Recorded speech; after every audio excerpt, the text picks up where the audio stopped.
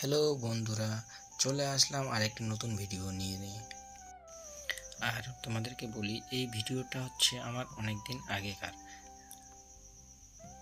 তো আমরা চলে আসলাম তিস্তা নদী, গাড়িটা এখানে রেখে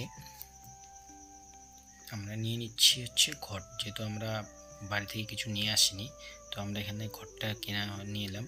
কেনার পরে আমরা অ্যাকচুয়ালি আসছিলাম 4 জন, আমি আর আমার 3 বন্ধু মিলে।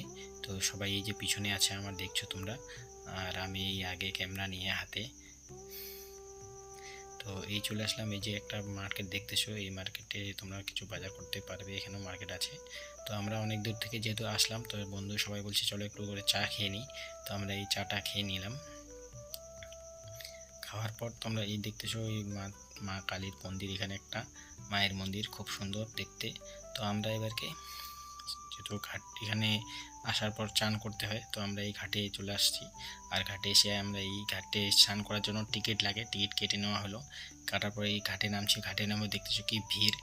আর আমি আর খুব এক্সাইটেড স্নান করার জন্য। এই যে স্নান করার জন্য চলে গেলাম আমি আর আমার দুই বন্ধু মিলে।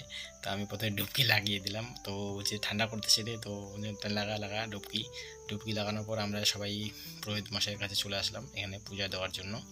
এখানে যেহেতু আগে পূজাটা দিতে হবে, এখানে শুদ্ধিকরণ করতে হবে নিজেকে। এখানে শুদ্ধিকরণ করার পর তারপর আমরা মেন জায়গায় পূজা দিতে যাব, জলপেশ।